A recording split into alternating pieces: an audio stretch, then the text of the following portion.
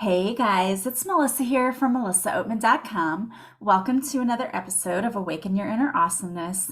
I'm so excited you're here with us today because we have a very special guest. Today we have with us Ms. Ronnie Ann Ryan. She hosts the podcast Love and Magic. She also is on the show Past Life Travelogue. She's written many books, including the book Is He the One? She uses past lives and the Akashic records to help her clients in so many different ways, from attracting love to just helping them live a better life. And today we're going to talk about past lives and the Akashic record and really dive into what it is that Ronnie does. So I'm so excited that she's here with us today. Thank you, Ronnie, so much for being here today. Oh, Melissa, I'm very excited to have a chat with you. Yes, I'm so excited too because I'm like a geek when it comes to all things past lives. It's so fascinating to me when Me you hear too. children, talk about, oh, I remember when I was your mom, or I remember being this person. It's like, okay, children don't lie and make up stories. There's got to be some truth to this. And there's been so much research done lately on this topic. So I cannot wait to pick your brain and find out how you're using this to help people. But before you start with that, just tell us a little bit about yourself. How did you get into this field of working with past lives and working with the Akashic records? Okay. So I really, really wanted to open up my intuitive gifts. So I took a bunch of classes a very long time ago. And one of them was a past life class that you could re-up by the quarter. And so there were six women and a teacher, and we all just stayed for a whole year. And so every week, almost every week, maybe not Christmas and New Year's or Thanksgiving, but almost every week we got together and we would focus on one person's question. So somebody was having an issue or they were curious about something. So then we would all focus on the one person and their life and their question. Now, why that was so good was because we all got a lot of confirmation. So because so many of us got amazingly similar stuff, we would tune in, meditate, and then we would all share what we received, images, or what we heard, or what we felt, however it came through. And it was astonishing, really. And eventually you all really get into sync with each other when you do this kind of group work. Group work is so powerful. Like if you're learning, that is one of the best ways. Even if you just get together with another friend and do it, it really makes a difference. So anyway, after about a year, it finally came to me that looking backwards is the same as looking forwards. It's actually the exact same skill.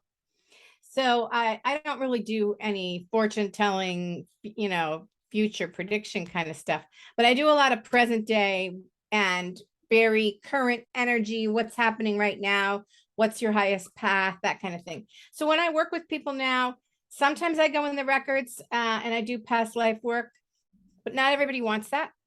And sometimes they want to know things intuitively, and we end up having to go in the records to go see what's going on. Because a lot of times things run deeper than just this one life.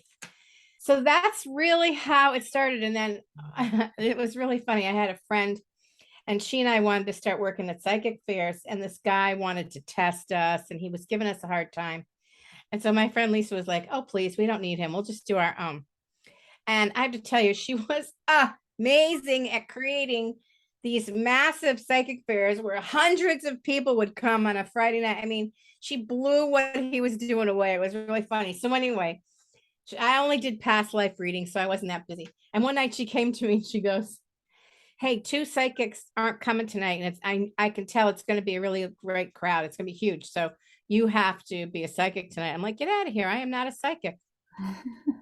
She goes, yeah, but you have to be, because I'm like, no. She's like, yes, no, yes, no. The only answer was yes. I need it. Yeah. I'm like, oh my gosh. So I did 22 out of 24 time spots, readings, 15 minutes apart, And so I got to tell you, it was quite an experience because there was no time to doubt. There Yeah, was just no gotta fire time to, away. There was no time to mess around and question yourself and worry if what you're saying is accurate. That would have been a huge luxury. Like there wasn't time to pee, you know what I mean? So Yeah. I just had to do it. And so that's really I wouldn't consider that I wouldn't recommend that for anybody, but that was certainly a way to jump into the frying pan and get over my concern about doing psychic readings for people and stuff. So that's a little story on how I got started. That is too funny. Yeah, you don't, I mean, it's uncomfortable when you get pushed into an area that you're not really that familiar with, and that those doubts do come up. I mean, I remember first starting to practice and thinking, is this really working? Is this doing anything? And then having people say, oh my gosh, that was spot on. So yeah, you do tend to doubt yourself at first. Too funny. Yeah, So but that just gets in the way, right? yeah, Just absolutely. Absolutely. So now tell us more about how you're using past lives with your clients. Like what kinds of things are people learning about from going back and looking at their past lives? uh, there are all right. So there are so many different things that could happen. Sometimes people want what I call the past life travelogue, and they're just curious about who they've been and where they've been.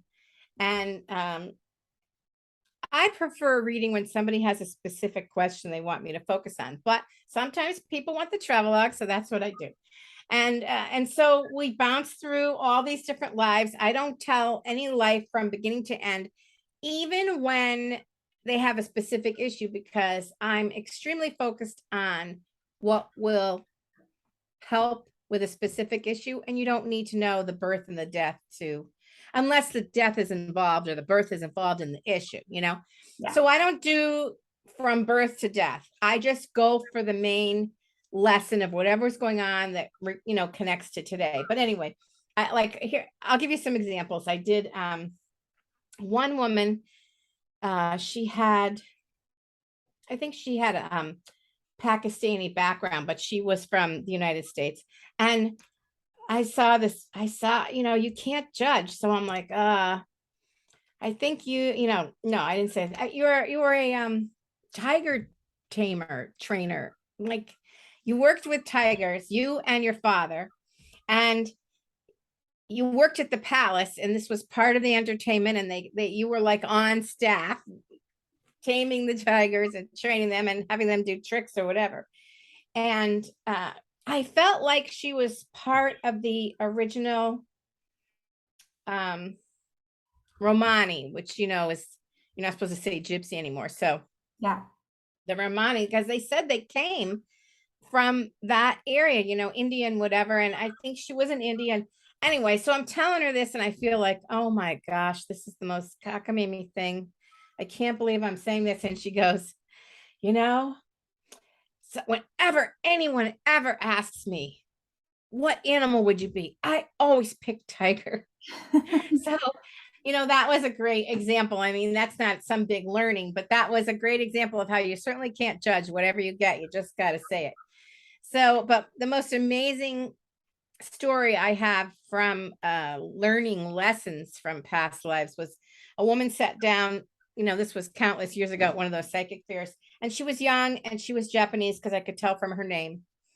And she wanted to know about her most recent incarnation and what she had been. I'm like, okay. So I go back and look, and I see that she was at Pearl Harbor. She was a man, and she was in the US Navy, and she died on December 7th when they bombed Pearl Harbor. And I thought, what an amazing soul to come back as a woman in Japan to see, well, how do they live and what was this about, and to learn about the culture. And, you know, that's how I took it. And so, you know, I told her what had happened. And so she said, well, you know, I'm really terrified of drowning. I'm like, yeah, you drowned at Pearl Harbor, you know? She goes, Yeah. I can't stand fireworks, and I hate loud booming noises, and when it freaks me out, I'm like, Yeah, you died in Pearl Harbor. So she probably needed some healing to go along with that, which you couldn't do in 15 minutes. But Right. that was really one of the most amazing stories. But you never know. Like recently, a woman wanted to know why she was fighting so much with her husband. And the first life I saw was that she and her husband were brothers, and they were Texas oil people. And her husband, was an older brother, and he was in charge, and she didn't like that as a he, as a brother. And they fought. They were merciless, trying to one up each other with power. But going back even further, they'd been in the Civil War on opposite sides Oh, wow. of the war. Yeah. So I said to her, you may be fighting a lot with your husband, but it's way better than being on opposite sides of the Civil War. I should have asked her if like one of them was a Democrat and one is a Republican. That would have been interesting, right? But so anyway, she was really surprised to hear that. I think it gave her some, frame of reference or whatever to understand like what is going on and why is it like this. And I did give her some other advice about how to calm some of the fighting down. But you just don't know what you're going to find. It's so interesting. I agree with you. I'm fascinated by it. So I have a question for you because I do past life regression too, but I was trained, it sounds like, in a completely different way, where I take the clients and they are just under hypnosis, and then they are the ones who see the past life. And we do from the beginning to the end. Sure. So what is your methodology? How do you see their past lives? Are you using the Akashic records, or how are you seeing into their past lives? Because I'm very fascinated by this. And believe me, I think there's always more than one way to do Sure. anything. So I'm just curious as to how you work whenever you work with a client. So we learned way back in 1990, there were no books on the Akashic Records except for what Edgar Casey wrote. There was no Linda Howe or Lisa Barnett or any of these people teaching certified programs and all that. None of it existed. So we just learned to use our intuition. And over time, as I started reading some Akashic record books, I'm like, I guess I've been dealing in the Akashic records and not knowing it. So everybody's like all freaked out, but you don't say the prayer and you don't do this and you don't close the records. You don't have my birthday. And I'm like, you don't really need it. I mean, you can use it Yeah. and it's not bad, but I don't need it. It's not how I learned. I just learned to access, and that was it. Because that's what we had. We didn't make a whole major process out of it.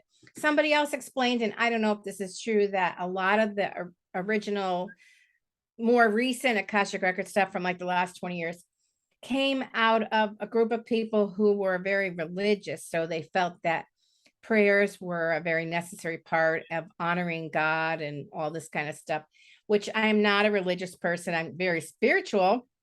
Yeah. I believe in God, but I don't believe in the dogma. So, but that's just me. Everybody has a different thing, and I understand that. So I just go and I look and I ask, and that's it. And sometimes I know people are going to get upset with that. So I did write a little prayer so I could say it and feel authentic and have people feel safe or whatever. But one woman said to me, well, is this even going to be accurate because you don't have my birthday? I'm like, I know, I don't need your birthday. So, Yeah. you know, It's interesting. And I'm a big believer that there are no rules that you have to necessarily follow as far as, oh, I have to set up this and I have to do it that way and I have to do it this way, because there's so many different methodologies out there. And I think you have to do what works for you and, right. feels comfortable for you to be able to do the work. And obviously it sounds like you're able to still see everything. So that's the main thing, right? And the important thing. Right. Well, there could be like, I don't know if you've ever heard of Terry Uktana, but she claims that she can actually read the book. Like she'll get the book out of the library and read your book for you. I can tell you right now, I don't do that. I Yeah. mean, that's impressive as all hell, if you ask me. I have seen some books, I will tell you that, but I can't tell you that's how I get the information. So some people are super keyed in, but how I do it is I'm going to give you the broad brush details of a situation and I see it for you. I don't regress. I don't do any regression. I've had a few regressions, but every time I've gone to see my own past lives, I almost never do the whole birth to death thing. I just go in for what's the thing I need to know right now. But you know what? That's so much like my personality. 'Cause Just get to I want to go, the I just want to go from A to B in the point. most direct route possible. Yeah. I'm not, I don't, yeah. So, but that doesn't mean any other way isn't good or isn't accurate or isn't, just like you said, everybody has their way. So I'm really using my intuition. How long does it take you when you're working with a client? I guess it must not take super long because you were talking about doing this for 15 minutes, like in 15-minute increments at the psychic show to get to the information that you need. So does it just come to you like pops into, and I know with myself, the more I practice, the faster it got and the more that came in. And is that, do you find the Sure. same way? That's absolutely how it works. It's like, I was talking to a woman recently and I wanted to take her class, but I didn't want to pay the whole fee. It was a lot of money. And so we ended up bartering. She said, how about this? You can do sessions for my other people in the class and I'll use that as a discount because you'll be working for me. I'm like, awesome. She Yeah. goes, well, how long a session do you need? I'm like, let's just do 15 minutes. She goes, how can you do anything in 15 minutes? I'm like, the truth for me is a lot of times all you need is 15 minutes and people can make it take an hour, but they're probably not saying that much more. Yeah. you know, so which is kind of ridiculous for me to say that, but I had this, I had one of those Akashic records reading with the people who do the pendulum because I was really curious, like what's it about and how. And so it took her an hour to tell me, but she drank a lot of water and had dead space. There was quiet time. I'm like, what's with this? Like, really, she it could have taken 20 minutes. And it wasn't that it wasn't interesting or whatever, but I was like, can we, like, let's get on with it. What do you got? So I don't know. It's just who I am. I just get right to the point. So yes, I can get it in fast, but I will tell you, it always helps to have a specific question. That helps me tremendously because then that gives me a focus. With the past life travel log, I can do that too, but sometimes that's a little harder. Yeah, I would imagine it would be because, you have such a broad range of areas to go. And if you know the person has, oh, I've always had a, bad relationship with my mom, where does that stem from? If you know exactly what you're looking for, it would be Right. like going in your closet, right? Like, Yeah. I just need a shirt. But if you go in there and go, I need a pink shirt because we have to wear pink today, that's a lot easier to find it, you know? Yeah. Yeah. And there'll be energy around whatever that issue is. And one of the things that's happened since I've taken more of took some Akashic classes and I've been doing this work more. What's happened is I've been able to go back to try to find the root cause, which I never used to do. I would just tell people what I got. But now when I do it, I'm like, all right, I see that you're in, oil person and you're fighting with your brother. Oh, and then I see the root causes. And there was probably something before the Civil War too for that woman. But it's a lot of times I ask for the root cause so we can get to the bottom of whatever's going on. And then when I do the past life work and I find something, then I offer energetic healing to go with it so that we can release whatever that was. Yeah, yeah. That's the part about doing it that I love the most is that we do the healing work on the end to say, okay, Yes. we don't just go back there just to see, like we're actually using this as a healing opportunity. Yep. When you're doing your work, so have you noticed that people tend to travel in the same soul families and that, because we talk on my show a lot about why are we here? What are we doing? What is the purpose of all of this? And through doing my own research, I've always felt like we come here to live out certain dynamics within our family relationships, friend relationships, whatever, to learn certain things to spiritually elevate and grow. So, what have you learned along the way in doing this work? Well, I definitely have I've done some work where I've gone to look to see if we've had past lives together. Like my friend Carrie, we do that work together, and um, we've gone and looked at things together, see where we're here together, whatever. But I've also done some of my own work and stumbled over my friends. So I had this past life in Italy in the 1400s where we were doing some kind of very formal, high level magic with couples. We were all very wealthy, and the we were in the process, we were in a circle, we were doing some magic thing, and somebody had ratted us out, and the guards came in and they chopped everybody's head off. So that was fun. But I recognized two girlfriends from today, and my brother was my husband. Wow. So I had no idea that was going to happen, but I do anyway. I definitely recognize people. And I remember the very first past life I saw was this friend of mine. I had a really close friend in 7th grade and 8th grade. And then in 9th grade, we both liked the same boy. And she ended up dating him. And I was so devastated because he said he would never choose between us, blah, blah. You can just imagine what it's like to be 14. So I mean, that was a big event in my life. That was really horrifying. And so it was the first past life I saw. We were Native Americans, and she and I were men, and he was a woman.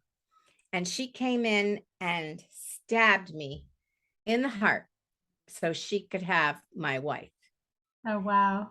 And I wasn't going to look to see where she was or what happened. And it wasn't anything like that. I don't even remember why I went to look, but that's the first thing I saw. So yeah, you recognize people, you just know who they are. Yeah, I find that very interesting because when I've had my own past life regressions, I've seen people from this lifetime that were also family in previous. And I think that's interesting.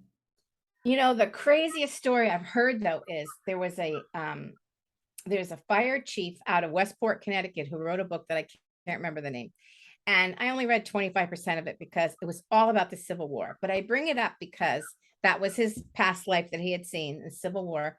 And he found a picture of the general that he was from the South. And he looks exactly the same. Like, I don't even understand why that's happening or how that's possible. I'm completely baffled because that's not what you usually hear. I mean, I'm very short. I'm kind of chubby and I have long dark hair, but I've been tall and skinny and blonde and Asian, and I've been everything, black and Indian and whatever, Native American. But he looks exactly the same. He put a picture of himself as the general, and he had many sources who said he was there. He went and traced the steps of the battles and could feel it. So, he feels like that was really who he was. And he put the picture side by side in his book. I was like, whoa. That is crazy. That is crazy. Now, have you come across this? Because I've heard of this before, read about it, where people will have birthmarks or scars Yes, on their he body, did. and when they see a past life, they're like, "Oh, I was stabbed there," or "This happened there," and so they have that scar with them. And he did. That was another thing. He had all these marks on his body from the Civil War. I Wow. don't have any that I know of, but Yeah. yeah, he sure did. Wow, that's incredible. Yeah, That's so it's amazing. fascinating. Yeah, it really is. That's so fascinating. So, are you doing work with people now where you're using the Akashic records? Because I know you're doing past lives with people. Are you doing any work specifically with that area now that you work Well, with people to, individually? to me, what I realized over time, and I would say in the last 3 years, was I figured out that I've been working with the Akashic records all along. But I didn't know that because You didn't do the whole let's I, pull out the book and the things that most, because I've dabbled in, looking at Akashic record classes, and most of them will start off by having you imagine going into the library and picking the book. And I guess for, I think I'm more like you. I just want to get to the point. well, I will tell you, I have done it that way too. And it can be very interesting. And sometimes, I mean, I'm still accessing the records, whether I see the book or not. I mean, I'm not reading the records like Terry Uktana does, but I'm still accessing the information. But there's something really fun and magical about seeing a library and then opening the door and then going into on the steps. And then I have people meet their guide, and the guide will take them to their book because that's a big library, you know. Yeah. So there is something magical. And if people are new at it, sometimes it's nice to have the structure and the guided meditation to help you connect and allow things to come into your mind and that kind of thing. So it can be very helpful, but that doesn't mean you need it. Yes. But I wanted to try it to see what everyone was talking about and experiencing and what kind of what is it like. So I took something by Lisa Barnett. I read a bunch of books. I read a Linda Howe book, and I took a class from Terry Uktana, and they were all extremely different. Yeah, I And think then there that was, everybody has their own different methodology, really. yeah. So I think I am working with the records. My intention is to work with the records, and I think that's, I mean, where else would I be getting it from? Right. That's how I kind of figure, you know? Yeah. That is so awesome. And now you have a podcast called Love and Magic Podcast, but then you also have a show, Past Life Travelogue, and you're It's talking actually about, called Breathe. Oh, sorry. It's oh, actually called Breathe, Love, and Magic. oh, okay. Breathe, Love, and Magic. And so tell us Yeah. about that podcast and then your other show as well, because you mentioned the travelogue being people who just kind of want to see the whole journey of their past lives instead of going to a specific place. So is that what that show is all about? What do you talk about Well, on the show? what happens is a lot of the shows are me doing readings for people, not live, it's all pre-recorded, but I'm doing readings for people. And then sometimes I've done book reviews about my favorite past life books, or I've talked about some of my own experiences. I've done a short meditation. So the past life travelogue program is really a mixture of stuff, but it's all fat, you know, just focused on past lives. And that's on, I can't even remember it's a radio station. It'll be in the show notes, right? It's like Yes, Women exactly. 360 or something. But and then the other one, Breathe, Love, and Magic, is about intuition. I interview a lot of people too. I talk to different kinds of healers and people who have all kinds of methods to live a better life, you know, to live your best life. That's basically the idea.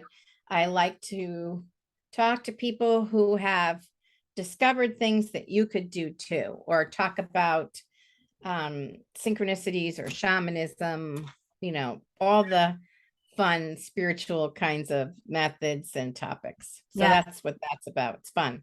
I love that because we do that a lot here too. We love to talk about those different topics. So it's super, super fun. And this has been such a fun conversation today too. Are you currently offering sessions with people that to allow them to look into their past lives? Oh, for sure. I still offer that. You can find it on my website. When you go to my website, which is nevertoolate.biz, there's a get a reading button. That's where you go. It'll tell you all about the Akashic Records readings. And I'm doing a new thing too. I've decided to take my 30 years as an entrepreneur, because I've been in brand marketing and marketing consulting and copywriting. And then my 30 years of all of my, it's actually more, but don't tell anyone, my spiritual, all of my spiritual escapades and all the things that I've learned or whatever. And I'm putting them together to be a business intuitive. So I want to, and I am working with women who are probably spiritually minded entrepreneurs who, you know, sometimes you just can't decide, or you don't know which way to go, and you not sure if your business needs to pivot, or which is the best person to hire, or if you need to bring on a new product or service, or what kind of program you should run, whatever it is. And clarity is really hard sometimes on your own. So that's where I can come in and help and provide clarity And for people who want to develop their intuition, I could also help them develop their intuition and gain their own skills so they can trust their gut and their own instincts too, right? So that's another service that I'm doing. And I haven't got the website up yet, but that's also on my site. You'd have to go to intuitive. So it'd be nevertoolate.biz/intuitive. And that's the only way you'd find it. You wouldn't be able to find it any other way yet, but I'm working on it.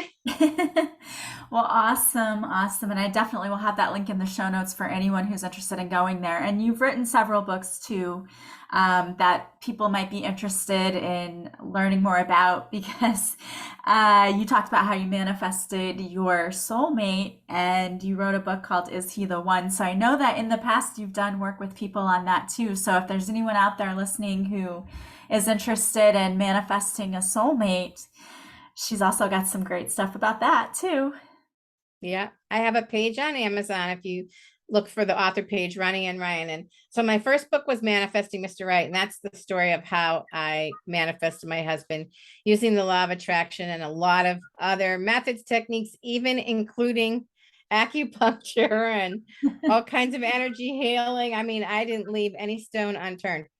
So that really is my whole methodology, and it still completely works. So I was a dating coach for 20 years. You've just It was done it all, fun. girl. Yeah. That's what happens when you rack up the years. Well, I love it and I love all that you're doing. And I want to thank you so much for being here today and sharing your stories because they are fascinating. And if anyone is interested in listening to your podcast, buying a book, or working with you, all of those links will be in the show note. And I highly encourage people to check it out. Thank you again so, so much for being here today. This was so fun. Melissa, thank you. This was a blast having this conversation with you. And my bet is your work is amazing. So you certainly have a beautiful light. Oh, thank you. And I want to thank all of you for being here with us today. As always, I super appreciate each and every one of you. If you like this podcast, please subscribe. Please leave a positive review from wherever you're listening. As always, the greatest compliment you can pay me is to share this podcast with anyone you think might benefit. You can join us over on Patreon, where you can see the video of this interview. And if you want to follow me on social media, all of my links are in the show notes. I hope you guys have a beautiful day from wherever you're listening. As always, I'm sending you so much love and light, and I will talk to you soon. Bye, guys.